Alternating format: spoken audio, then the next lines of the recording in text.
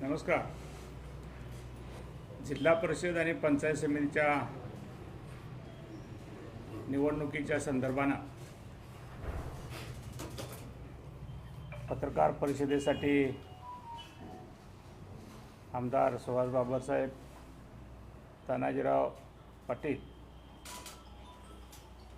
आमच्या राष्ट्रवादीचे अध्यक्षजी आणि त्याला साथ द्यायचं काम आम्ही त्यांच्याबरोबर करू आणि चांगल्या पद्धतीनं आम्ही हे इलेक्शन 4 जिल्हा परिषद आणि 8 पंचायत समिती शासनाच्या नियमाप्रमाणे आरक्षण पडलं जरी असलं तरी ओपन ठिकाणी सुद्धा आम्ही NTच्या OBCच्या जागा दिलेल्या आहेत. म्हणजे आम्ही कोणावरती अन्याय असा केला असं नाही. ह्या सगळ्या गोष्टीचा विचार करून जनता मतदार आमच्या बरोबर आमच्या विचाराबरोबर येतील एवढंच ह्या निमित्तानं मी सांगेन. पत्रकार परिषदेनिमित्त तुमच्या सर्व पत्रकारांचं मी स्वागत करतो. पत्रकार परिषदेसाठी उपस्थित असलेले आपणा सर्वांचे नेते, या विभागाचे माजी आमदार आदरणीय अण्णा, आमचे सहकारी मित्र आदरणीय अध्यक्ष तानाजीराव पाटील साहेब, राष्ट्रवादीचे नेते आणि जिल्हाध्यक्ष आदरणीय आमचे सहकारी मित्र अनिल शेठ, आदरणीय पंचायत समितीचे माजी सभापती आदरणीय हर्षवर्धनजी देशमुख साहेब, आदरणीय विनायक शेठ मासाळ, आदरणीय व्यासपीठावरील सगळी मंडळी, मी आणि अण्णा काही दिवसापूर्वी आम्ही सर्वांची एकत्रितपणे बैठक झाली होती आणि चांगला प्रस्ताव एकमेकास देऊन निश्चितपणे ह्या आटपाडी तालुक्यातल्या 8 जिल्हा परिषद आणि 8 पंचायत समिती आणि 4 जिल्हा परिषद एकत्रितपणे आपण सर्वांनी लढूया आणि एक चांगल्या विचाराची मोठ ह्या तालुक्यामध्ये बांधणं आवश्यक आहे. आणि एकत्रितपणे काम केल्यानंतर निश्चितपणे हा तालुका एका विकासाच्या वेगळ्या उंचीवरती आपण नेण्यामध्ये यश येईल. आणि सगळे प्रस्ताव आल्यानंतर आम्हाला सगळ्यांना जे मान्य झालं, आम्ही एकत्र येऊन आणि आमच्या दोन्ही पक्षाच्या म्हणजे शिवसेनेच्या आणि राष्ट्रवादीच्या आमच्या दोन्ही पक्षाच्या सगळ्या नेत्यांशी चर्चा करून आम्ही हा एकत्रित येण्याचा निर्णय घेतला आहे. या युतीसाठी माननीय आमचे नेते एकनाथजी शिंदेसाहेब असतील आणि उपमुख्यमंत्री आदरणीय अजितदादा असतील, या सगळ्यांची संमती घेऊन एकत्रितपणे आम्ही ही जिल्हा परिषद पंचायत समिती लढतोय. आणि निश्चितपणे एक विश्वास आहे की या तालुक्यातली सगळी जनता, सगळे मतदार यावेळेला राष्ट्रवादी आणि शिवसेनेच्या युतीतल्या सगळ्या उमेदवारांना भरघोस मताने विजयी करतील आणि एक चांगली संधी या निमित्तानं ह्या तालुक्यामध्ये काम करण्याची आम्हाला सर्वांना एकत्रितपणे मिळेल. काही ठिकाणी ज्या ओबीसीसाठी जागा सुटल्या त्यामधून कुणबी ओबीसीचे काही उमेदवार या निवडणुकीच्या रिंगणामध्ये उतरले. हा मूळ ओबीसीवरती हा अन्याय नाही, असं अजिबात नाही आहे. आम्ही मुळात त्या पद्धतीनं जातीचा विचार न करता निवडणूक लढवण्याचा निर्णय घेतला आहे. म्हणजे असं जर एका ठिकाणी झालं असेल की ओबीसी ठिकाणी कुणबी आला असेल तर 6 ठिकाणी असं झालं की ओपनच्या ठिकाणी ओबीसी कॅन्डिडेट आपल्याला लढवतो आहे. मग अगदी करगणी जिल्हा परिषद गटामध्ये क्रायटेरिया एकच आहे की निवडून येण्याची क्षमता, त्या जिल्हा परिषद गटामध्ये संबंधित कॅन्डिडेट निवडून येण्याची क्षमता, त्याचा संपर्क, हे सगळं विचार गृहीत धरून तो कुणबी आहे का ओबीसी आहे हे न एकदा विजयी होण्यासाठी जी आवश्यक अहर्ता आहे ती पूर्ण करणाऱ्या सगळ्या उमेदवारांना आपण त्या ठिकाणी उमेदवारी दिलेली आहे. त्यामुळे अन्याय केला असं काही अजिबात भूमिका कोणाचीच नाही. पंचायत समितीला या आम्ही आता हर्षवर्धन सभापती असताना म्हणजे मला असं वाटतं की सगळ्यात कमी वयाचे सभापती तुम्ही त्यावेळेला त्यांनी काम करण्याचा प्रयत्न केला होता. मी खानापूर पंचायत समितीमध्ये 5 वर्ष काम केले. परत जिल्हा परिषदला उपाध्यक्ष असताना 5 वर्ष काम केलं. आम्ही पंचायत समिती यशवंत पंचाच्या अभियानामध्ये राज्यात पहिली आणली होती. परत जिल्हा परिषद आम्ही राज्यात पहिली आणली होती. मला असं वाटतं की हर्षवर्धन देशमुखांच्या काळामध्ये या पंचायत समितीच्या माध्यमातून अनेक चांगल्या उपक्रम राबवले, चांगले काम झाले होते. पण त्याच्यानंतरच्या 2.5 वर्ष थोडंसं मला असं वाटतं की आपली पंचायत समिती मागं पडली. हा तालुका माझ्या विधानसभेचा भाग आहे.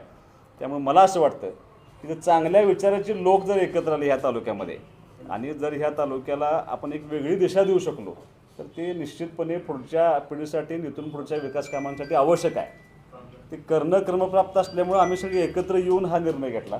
आणि या पाठिंबाचा उद्देश एकच आहे की शेवटी असं आहे, आता नगरपंचायतची अण्णा निवडणूक झाली, जरी शिवसेनेला पराभव लागला असं, पण त्यावेळेला जर अण्णांना आम्ही एकत्र असतो तर चित्र वेगळं दिसलं असतं. जवळपास 200-250 कोटीची कामं करून आम्ही त्या ठिकाणी मागं पडलो होतो. त्यामुळं ह्या राहिलेल्या माझ्या 4 वर्षाच्या कार्यकालामध्ये किंवा भविष्यामध्ये ही पंचायत समिती विजयी झाल्यानंतर या तालुक्यामध्ये अपेक्षित जेवढं काम आहे या भागातल्या लोकांना ते करण्याची जबाबदारी आम्ही एकत्रितपणे सगळे म्हणून इथून पुढे पार पाडू.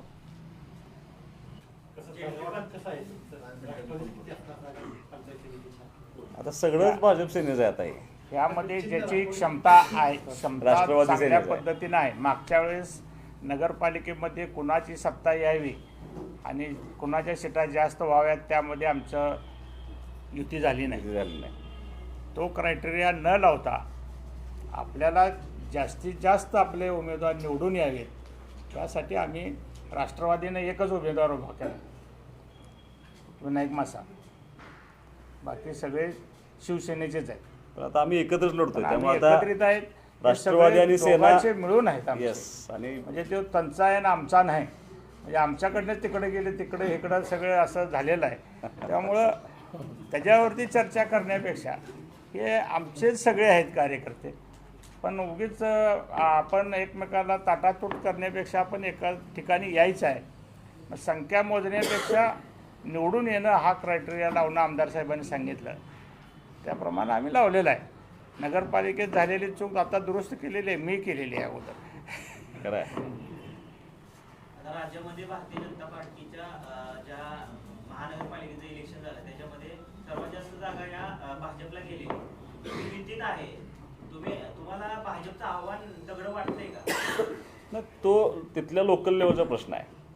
आज मला असं वाटतं की खानापूर आटपाडीमध्ये 1 नंबरचा पक्ष हा शिवसेनाचा आहे. मागच्या वेळेला आता खानापूरमध्ये सगळीकडं म्हणजे अगदी नगरपालिकासुद्धा शिवसेनेनं त्या ठिकाणी यश मिळवलं. आटपाडीमध्ये नगरपंचायतला यश मिळवताना थोडं अण्णा जर आमच्यावर असते तर निश्चितपणे शिवसेना आणि राष्ट्रवादीनं मोठं यश मिळवलं असतं, म्हणजे अगदी वाईट वॉच झाला असता. पण काही दुर्दैवानं तांत्रिक अडचणीमुळे आम्ही त्यावेळेला एकत्र येऊ नाही शकलो. पण आज म्हणजे राष्ट्रवादी आणि शिवसेना एकत्र आल्यानंतर मला पूर्ण आत्मविश्वास आहे ते समोरच्या पार्टीचं आव्हान इतकं मोठं आहे असं मला वाटत नाही. पण आम्ही कोणाला कमी लेखणार नाही.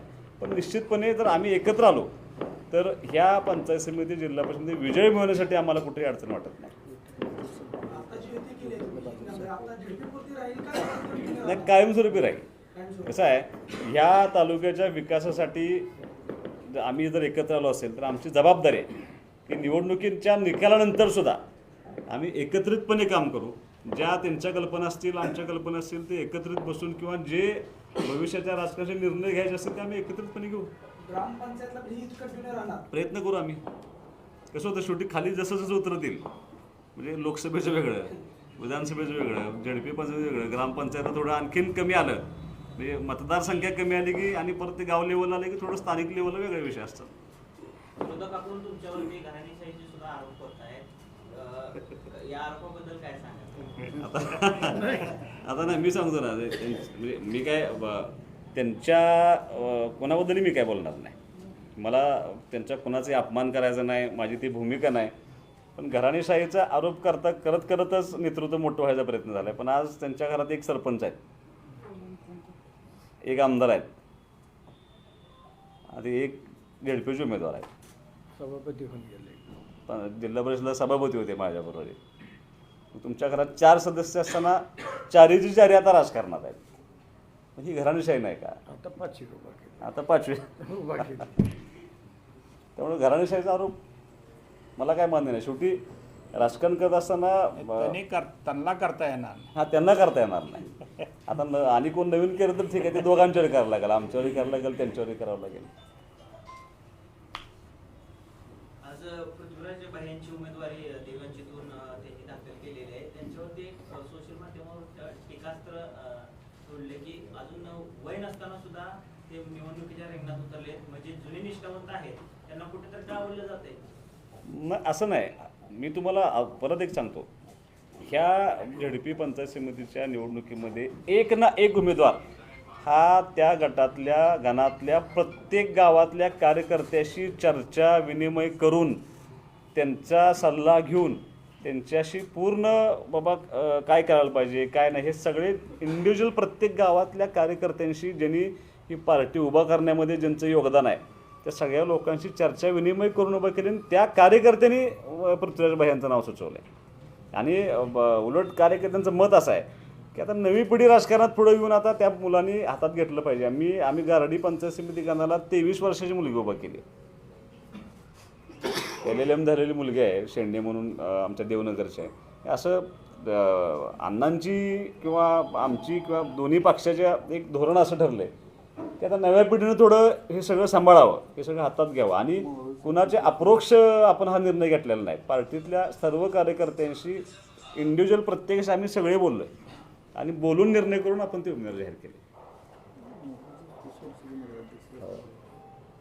त्या सोलापूर जिल्ह्यामध्ये कुठंतरी एक मुलगी 22 वर्षाची मुलगी नगराध्यक्ष झाली. तिथं वयाचा क्रायटेरिया नसतो. राजकारण हे मी तुम्हाला मुद्दाम सांगतो वय ह्याच्यापेक्षा सुद्धा शेवटी कर्तृत्व हा भाग असतो. त्यामुळं काही लोकांना जर संधी दिली तर काही मुलं मोठी होऊ शकतात राजकारणामध्ये.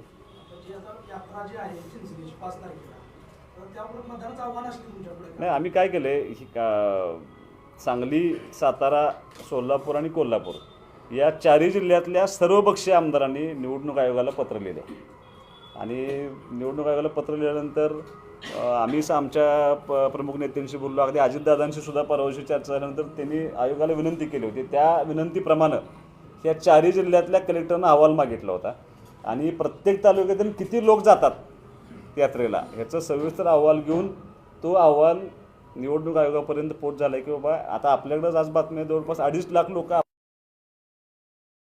सगळी लोक मतदानापासून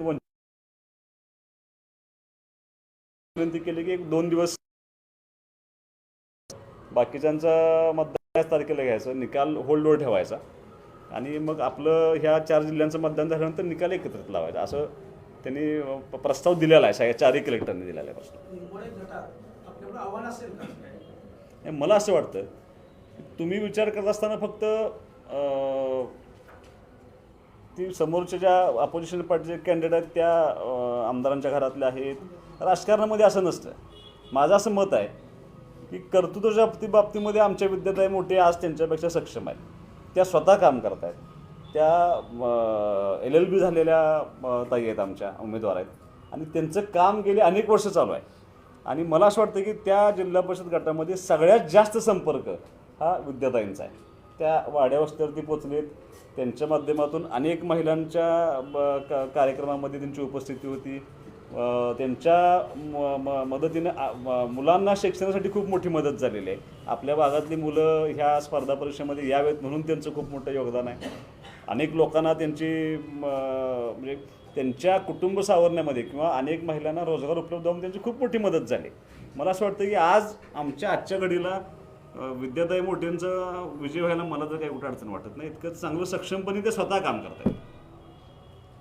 तुमच्याकडे आठवड्याची जबाबदारी असताना तुम्ही निवड्यावर असं काही विशेष लक्ष वगैरे देणार आहे? सगळं आठी इथले 4 जिल्हा परिषद तिथले 4 जिल्हा परिषद आठी गटावर माझं विशेष लक्ष असणार आहे.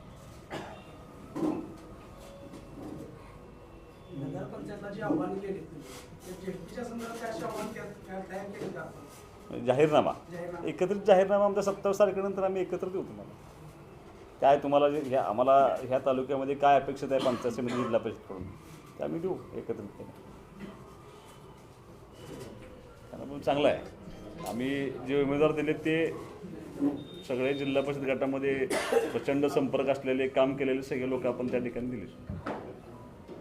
पंचायत समितीला पण सगळे वेल एज्युकेटेड सगळे चांगले कॅन्डिडेट आपण काढून ज्यांचा त्या गणामध्ये त्या गावामध्ये ज्यांचं काम आहे योगदान असे सगळे लोक दिले.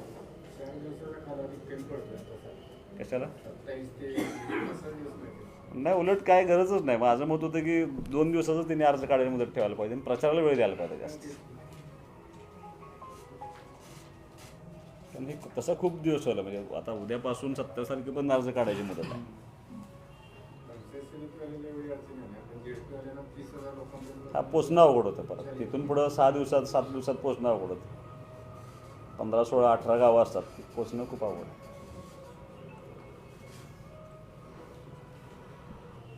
म्हणून त्यांचा आधीपासून संपर्क अशा लोकांना उमेदवार दिले हां तो ॲडव्हान्टेज राहतोच. ते असं एकदम येऊन राजकारण करण्यापेक्षा थोडं संपर्क असेल तर फरक पडतो. नाही आता समजा आरक्षण असेल महिला आरक्षण स्पेशली असेल तर थोडं त्यांचा संपर्क कमी असतो. त्यांच्या कुटुंबातलं जे काम करतं त्यांचा संपर्क जास्त असतो थोडं तो बेनिफिट त्यांना मिळतो.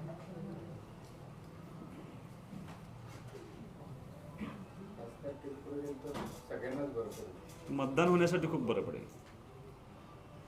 कारण संख्या खूप मोठी आहे आणि आम्ही जी लोक यात्रेला जाणार आहेत त्या लोकांशी बोलण्याचा प्रयत्न केला पण त्यांचा काही माइंडसेट नाही थांबण्याचा. बैलगाडीने जातात हां बैलगाडीने जाणारे लोक जाणार आणि हा समाजाचा विषय नाही. आमच्या पळशीमध्ये 500 लोक जातात मराठा जातात 100% मराठा लोक जातात त्यामध्ये ह्याचा काय प्रश्न नाही. खूप लोक जात आहेत सर्व समाजाचे सगळ्या समाजाचे लोक जातात. इम्पॅक्ट खूप मोठा आहे. ॲव्हरेज 40% लोक प्रत्येक गावातली जातात असं चित्र दिसते आज. हां फार मोठा परिणाम होईल मतदान पर्सेंटेज फार कमी ते त्यामुळं तीच विनंती आपण त्यांना केली की आपला मुख्य उद्दिष्ट आहे की मतदान झालं पाहिजे मॅक्सिमम. अहवाल पॉझिटिव्ह केला असं माझं मत कारण त्यांनी प्रत्येक तालुक्यातनं किती लोक जातात आणि त्याचा मतदानावर किती पर्सेंटमध्ये परिणाम होईल हे सगळं आकडेवारी त्यांनी मांडले तिथे. त्यामुळे मला आम्ही आता देव पाण्यात ठेवलेच मतदान थोडं 1-2 दिवस तरी पुढे जावं म्हणून.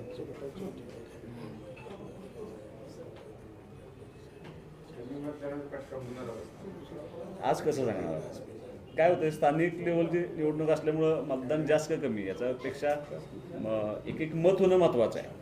प्रत्येक मताला महत्त्व आहे त्यामुळं ते मतदान करून घेणं खूप आवश्यक आहे. आम्ही आव्हान सगळ्या लोकांना करणारच आहे पण कार्यकर्त्यांना पण विनंती करणार आहे की मतदानापर्यंत पोहोचून त्यांना बाहेर आणणं आपली भूमिका सांगणं आणि त्यांना मतपेटीपर्यंत आणणं ही आमची कार्यकर्ते जबाबदारी पार पाडतील सगळे.